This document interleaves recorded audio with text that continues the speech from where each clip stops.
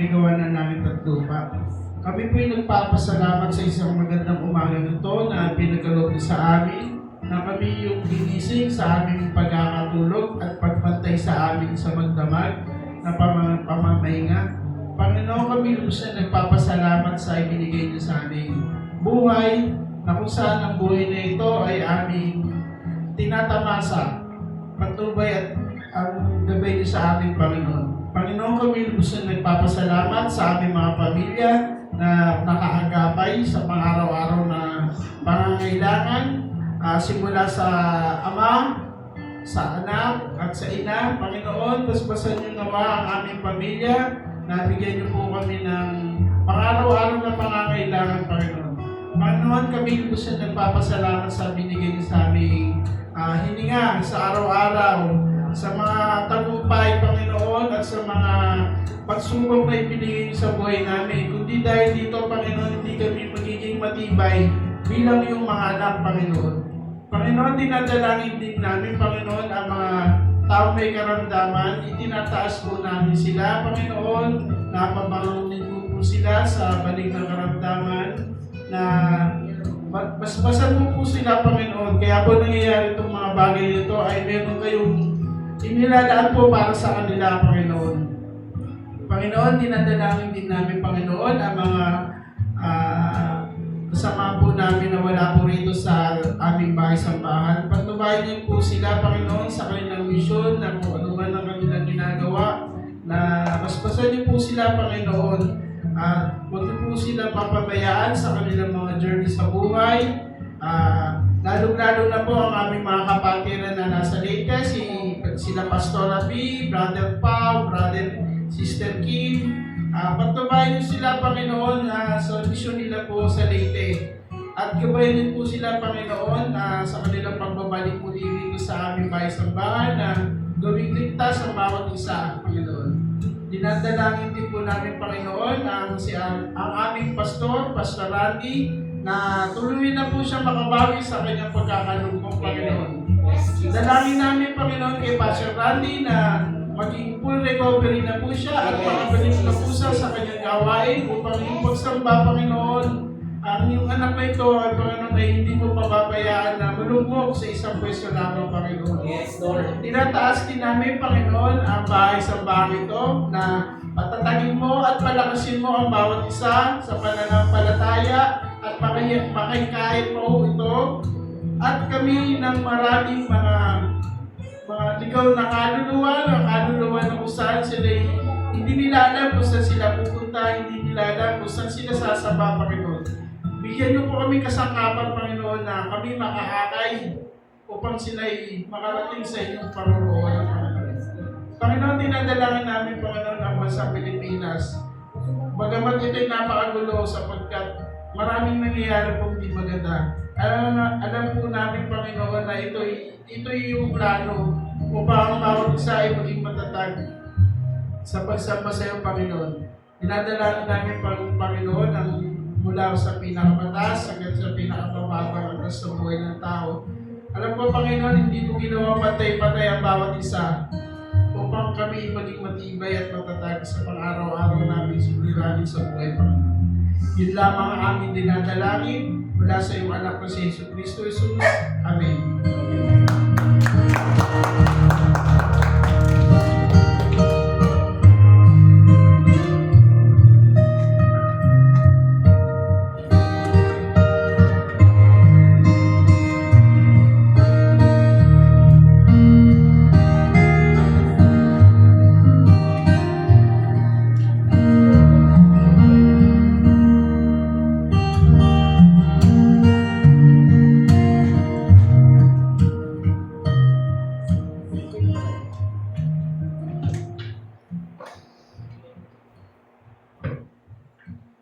Mapagpalang araw po sa inyong lahat.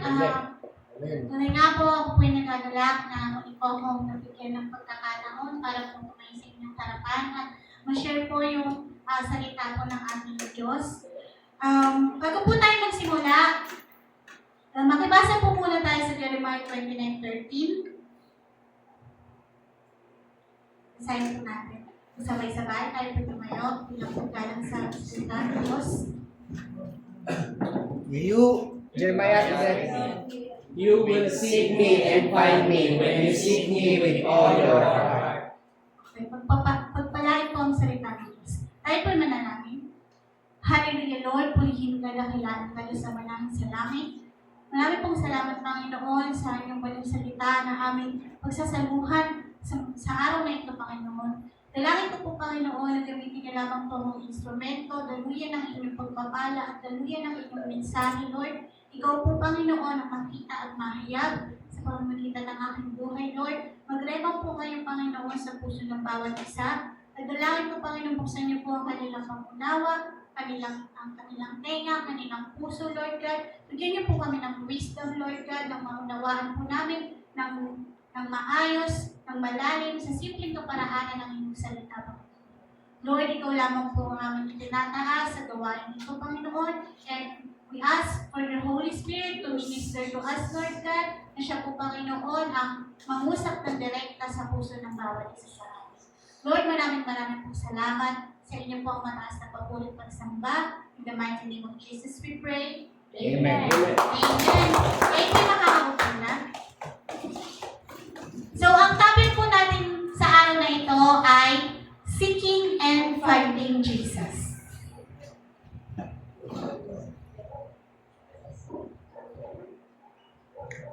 Nasa huling kapanahunan na po, hindi na po nalilingid sa inyong lahat na tayo po ay namumuhay na sa huling kapanahunan. Kaya naman po yung pagkilos po ng kaaway is doble kayod na rin. Kasi yung alam ng kaaway, alam ni Satanas na yung oras niya dito sa mundo ay limited na lang. Kaya naman, nakikita niyo po, hindi na nalilingid sa inyo yung mga pangyayari po ngayon sa ating paligid, hindi lamang sa bansa natin, kundi na rin po sa labas ng ating bansa, sa iba't ibang parte ng mundo. Makikita niyo po yung kalaganapan ng kasamaan, kung saan po yung mabuti tinuturing na masama at yung masama ay tinuturing na mabuti. So bilang Kristiyano naman po, ang mga Kristiyano naman ngayon ay nakakaranas po, katulad po sino may nagbanggit si Brother MJ yata, yung nakakaranas tayo ng kahinaan, minsan panlalamig. Hindi po yun hindi lang ikaw yung nakakaranas niyan. Halos lahat po sa kapanahunan ngayon ng mga Kristiyano ay nakakaranas ng panlalamig dahil nga po ay naroon yung there is spiritual war in the air. So sa spiritual na realm, merong war na nagaganap kung saan lahat po tayo apektado. Yung mga pagbibigat ng katawan nyo sa pagbabasa, pangtatamlay, ayun po ay gawa po lahat yun ng kaaway. Minsan po, kahit po nandito na tayo sa church, tayo po ay naglilingkod na sa mga workers, sa mga pwedeng sa music ministry, tumatayo ka, o kaya humahawak ka ng kids ministry, pwede din pong nakararanasan din po yun ng mga pastor, kahit po nasa mataas na silang posisyon, pwedeng bishop, reverend, or mga minister, nararanasan din po nila nung panlalamig po. Minsan, yung panlalamig po, hindi po siya biglaan, napakasatel lang po niya, na hindi mo napapansin na ikaw para sa'yo, nalilingkod pa rin ako kay Lord, na busy pa rin ako kay Lord, pero hindi mo pala alam, minsan, yung ministry na hinahawakan mo is nagagamit na rin ng kaaway para maalis yung attention mo kay Lord. Nagkakaroon ng panahon na minsan na dahil sa kabisihan mo sa mga bagay-bagay, ay unti-unti lumalayo yung loob mo kay Lord. Naakala mo na yung ginagawa mo ay para kay Lord pa, pero hindi mo alam na isa na rin yan sa dahilan kung bakit naagaw yung attention mo ng kaaway. Na to the point na bigla mo na lang ma-realize na parang wala na akong gana, na wala na yung joy mo, na wala na yung excitement mo, na napapagod ka na. Minsan, yung pag-work mo sa ministry, nagiging burden na para sa'yo. Kasi wala na yung joy doon. At dumarating din sa mga pagkakataon kung saan yung kahit nasa ministry ka pa ay nagiging optional na lang din yung pag-attend mo ng church, optional na lang yung, alam niyo yun, nagiging option mo na rin kasi si Lord, kaya yung hanggang sa paunti-unti yung ministry mo. Kaya po, sa panahon ngayon, marami din po yung nagpa-backslide. So, ayun po. Dito po, sa ating topic ngayon, Seeking and Finding Jesus. Dito po, mayroong tatlong paraan kung paano may iwasan po natin yung mga paglalamig, may iwasan natin yung, lalo-lalo na yung pagbabackslide. Katulad po dun sa ating main verse po is yung Jeremiah 29:13. Ang sabi po doon, you will seek me and find me when you seek me with all your heart. Ayun po. Dito po, sinasabi na kapag sinanap natin si Jesus, ay matatagpuan natin siya. Paano po ba natin siya hanapin? So, ang unang pong paraan ay, maaari niyo po bang basahin yung unang step? Unahin ang Diyos ng may buong pusong pagmamahal. Love Him with wholeheartedly. Ayun po. Makikita po natin sa Marcos 12:30, yung ating verse po para dyan. Makipasa po tayo sa Marcos 12:30. Pwede niyo po bang basahin? At iibigin mo ang Panginoon mong Diyos ng buong puso mo, at ng buong kaluluwa mo, at ng buong pag-iisip mo, at ng buong lakas mo. Ayun po. Ayun po yung isa sa mga paraan kung paano po hindi natin mahayaan yung sarili natin na manlamig, manghina sa ating Diyos. Upang matagpuan po natin yung ating Diyos, hindi po sapat yung paimbabaw o hati nating atensyon.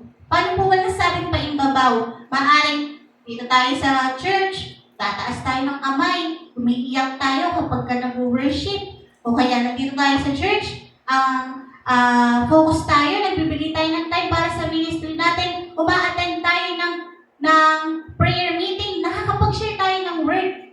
Sa tingin ng mga tao, galing naman ito, Christian to, focus siya sa pagsuserve niya kay Lord. Pero ikaw sa puso mo, alam mo, na lahat ng ginagawa na yun ay para lang masabi na nandito pa rin ako.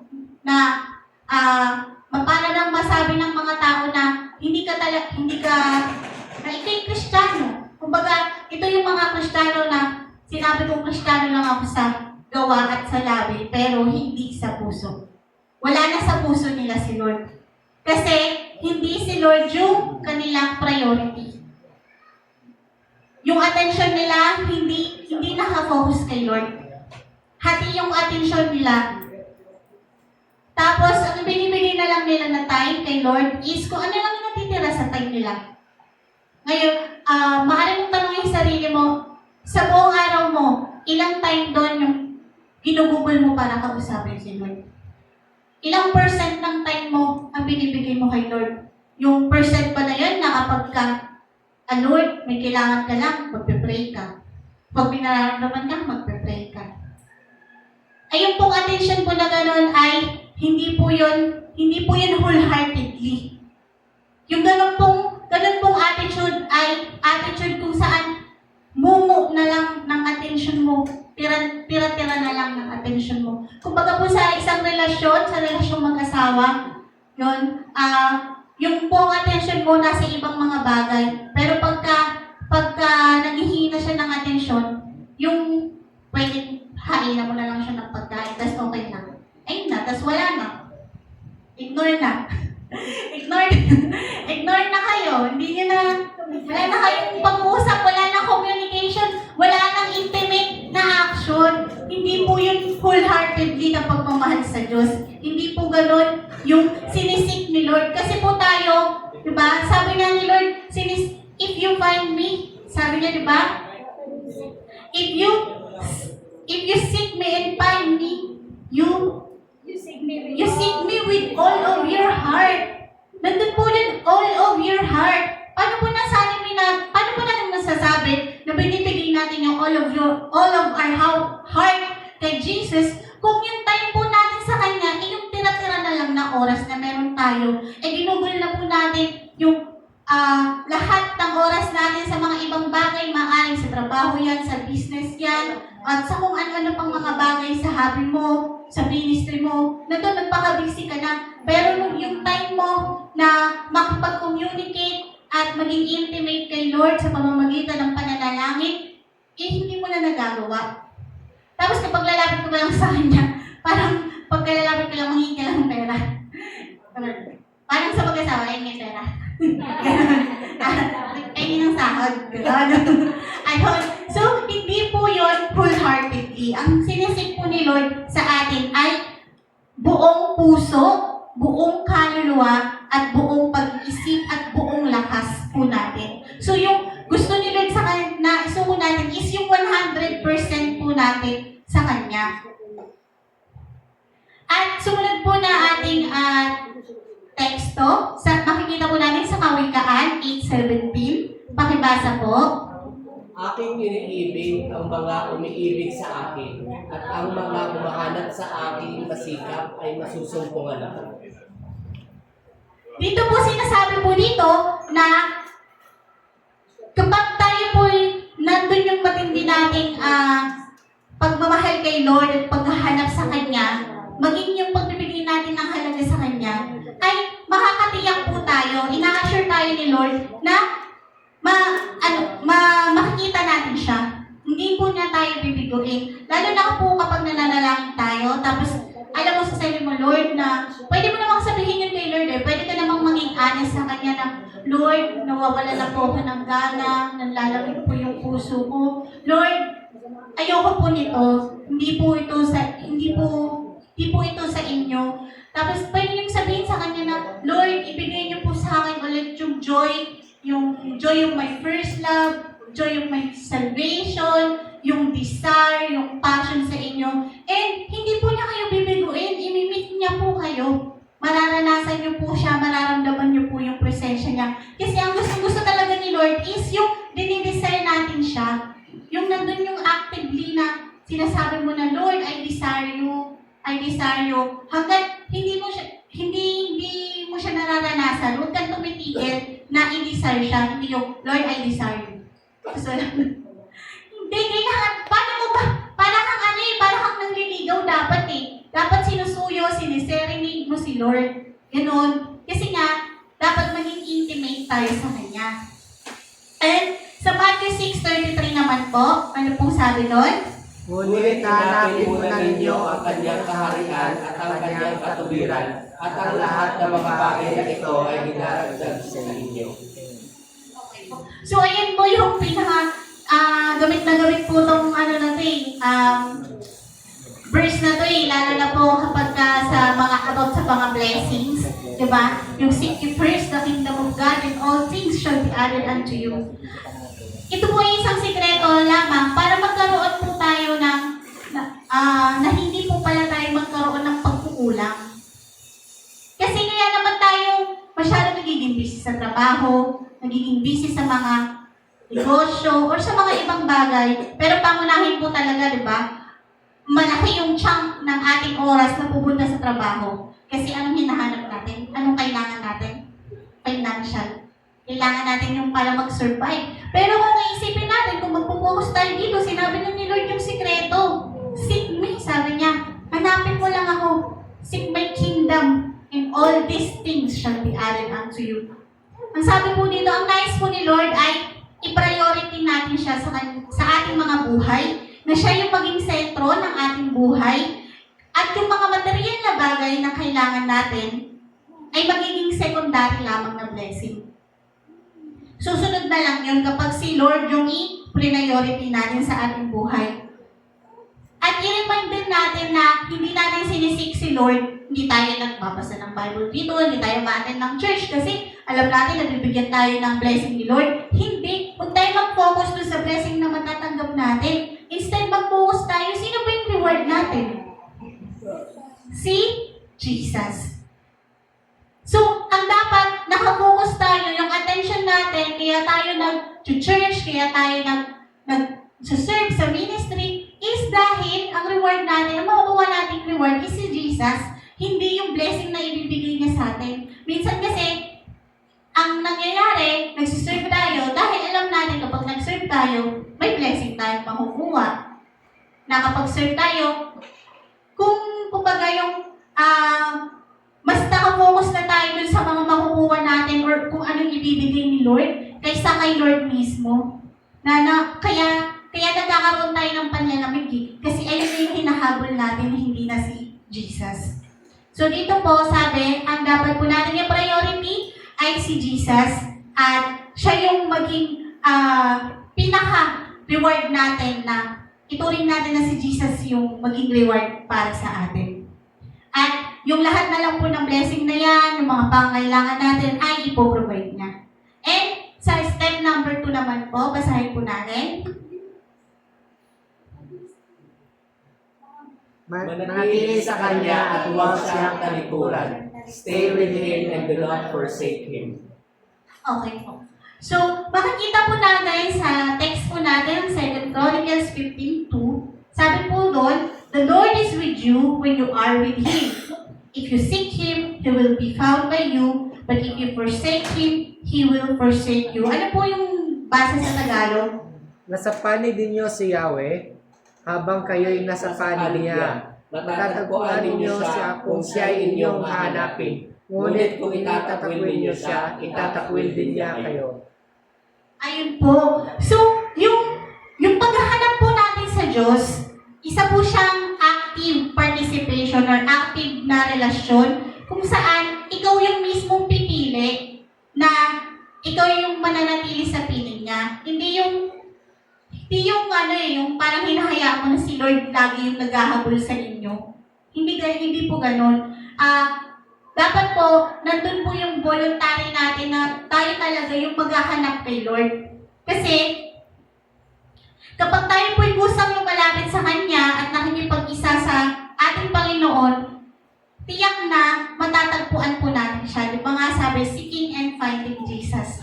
Matatagpuan po natin siya, mararanasan natin siya, at hindi po tayo makakaranas ng panlalamig kasi nandun yung excitement mo. Kumbaga parang in love ka eh. Pag in love ka, di ba, nandun yung passion, yung fire. Kapag in love ka ba, nalalamig ka ba? Hindi, di ba? Nandun, although nagka-calm yung love, pero nandun pa rin yung love mo dun sa tao. At may warning din si God sa atin kung saan na kapag babaliwalain natin siya o gagawin mo na lang siyang option or alternatives sa mga bagay-bagay at mag-focus ka sa kaabalahan mo, unting-unting lalamig yung relasyon nyo. Doon na pumapasok yung pag-backslide. Kasi nga, hindi mo na siya active na hinahanap. Mas nagpo-focus ka na lang sa mga bagay na gusto mong i-focusan. Hindi ka na active na nananalangin. Manalangin ka man, saglit lang. Wala pa minsan 1 minuto. Manalangin ka na lang minsan, kay Lord sa pagkain. Tapos na. Hindi po ganon. Nasa relasyon po tayo eh. Kailangan po natin maging intimate eh. Kaya kailangan kapag nananalangin po tayo, at kapag nananalangin po tayo, pwede nyo namang sabihin yung nangyari sa buong araw nyo. Yan, hindi po wag naman po sana na puro nagpe-pray ka tapos puro kailangan lang yung yung sinasabi mo. Ikaw ba kapag yung asawa mo or yung mahal mo sa buhay, hindi nga kahit kapag-anak mo na lang tuwing nag-uusap kayo, sinasabi sa'yo pangangailangan, ano mararamdaman mo nun? Diba? Na although si Lord ay gracious na eh, kasi gusto nga rin na pinoprovide yung mga pangailangan natin. Pero gusto rin niya ng intimate na pag-uusap naman. Hindi naman yung lagi na lang, Lord, kailangan ko po ng ganito. Lord, parang maganda po yung ganito. Yung ginawa mo ATM card si Lord. Hindi naman ganon. Magkaroon po tayo nung dinidesign natin siya kung saan dinadalangin natin siya, na nagpe-pray tayo kay Lord na gusto natin siyang maranasan, na gusto natin na bawat area ng buhay natin, yung mga plano natin, yung mga desisyon natin sa buhay, na siya yung mag-guide ba, gano'n. Na isangguni natin sa Kanya lahat ng mga bawat aspeto ng buhay natin ay isangguni natin sa Kanya. And sa John 15:4 naman po, ano pong sabi doon? Manatili kayo sa akin at ako'y sa inyo. Gaya ng mga sanga na hindi nakapunga sa kanyang sarili, maliban sa manatili sa puno. Gayon din naman kayo, maliban na kayo'y manatili sa akin. Ayan po. So, kailangan po natin manatili sa Word. Kailangan po natin manatili kay Jesus. Kasi unless na manatili po tayo sa Kanya, talaga pong tayo matatalo ng panlalamig, panghihina, at pagbabackslide.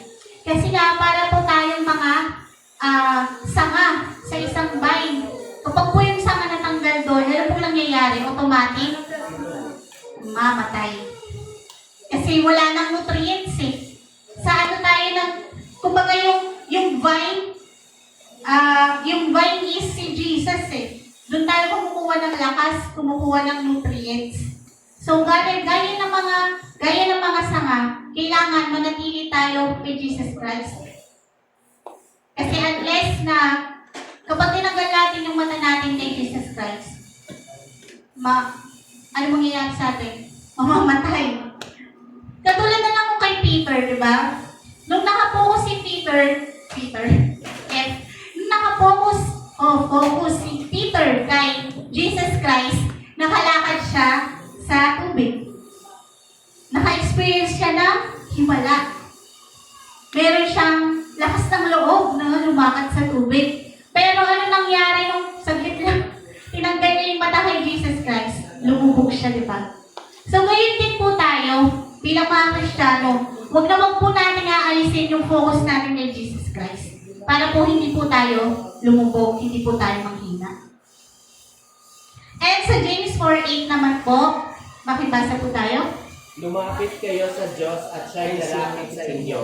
linisin ninyo ang inyong mga kamay, kayong mga makasalanan, at dalisanin ninyo ang inyong mga puso, kayong may dalawang pag-iisip.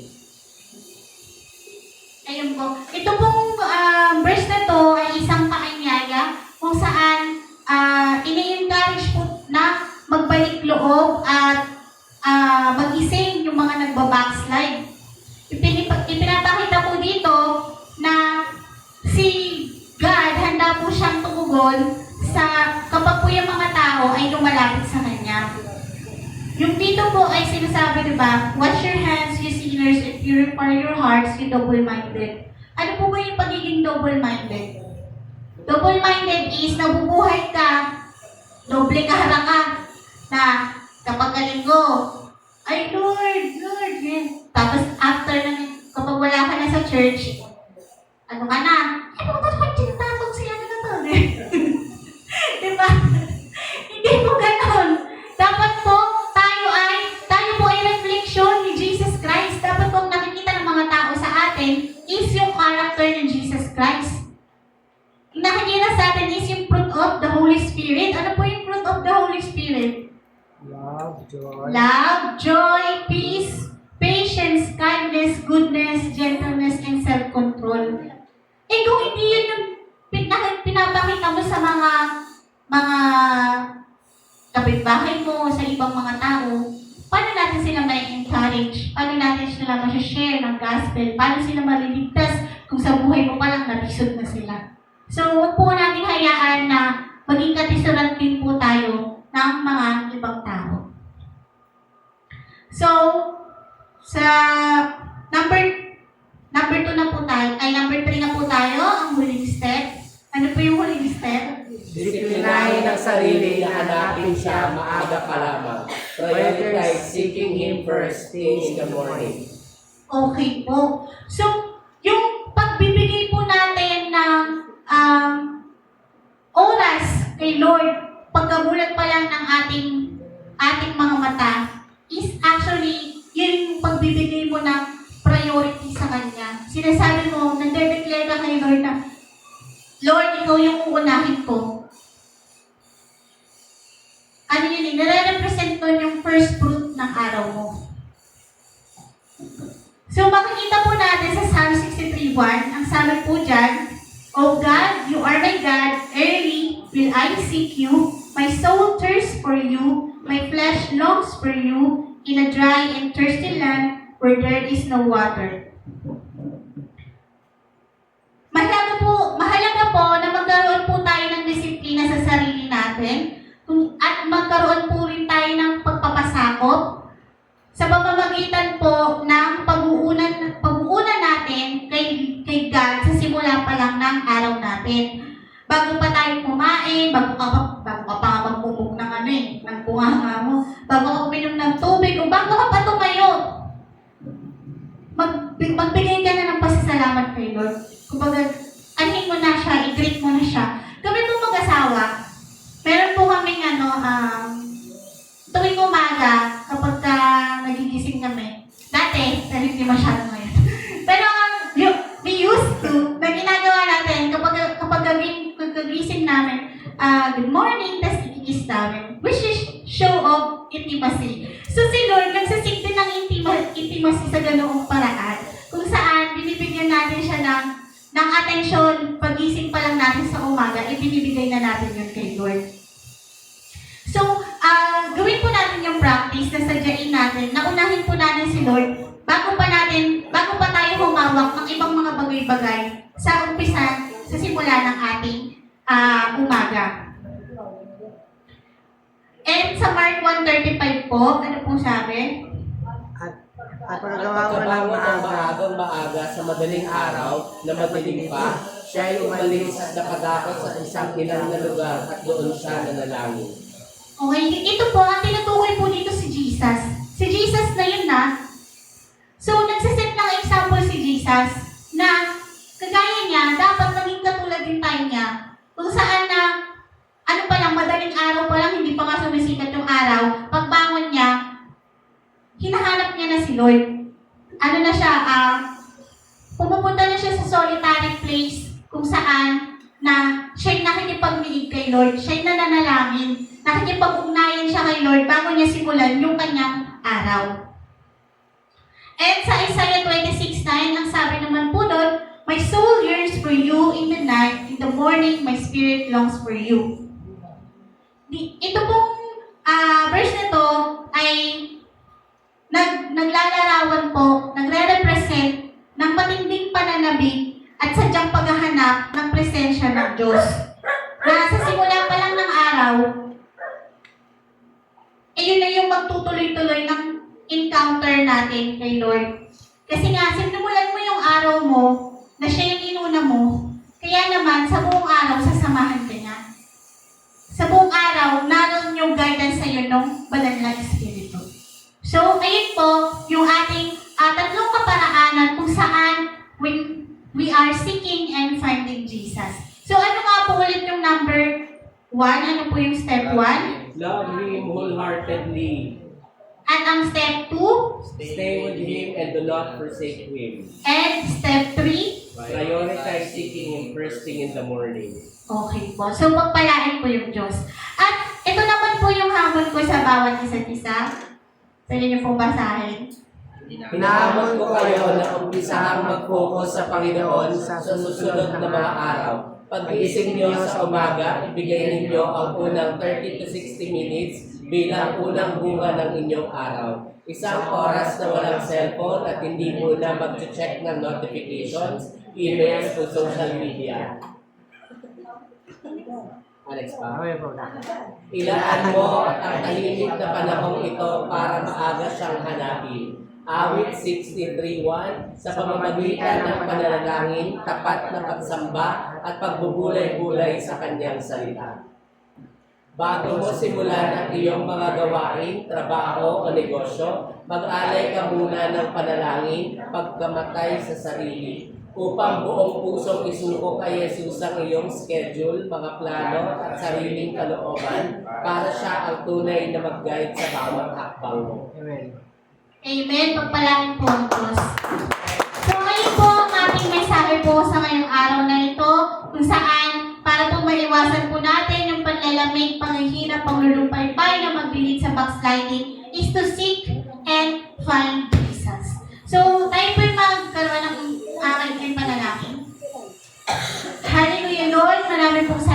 Panginoon, sa powerful message na natutunan po namin ngayon. Salamat po sa inyong banal na salita na aming napagsaluhan. Lord, dalangin ko po na itanim niyo po sa puso ng bawat isa sa amin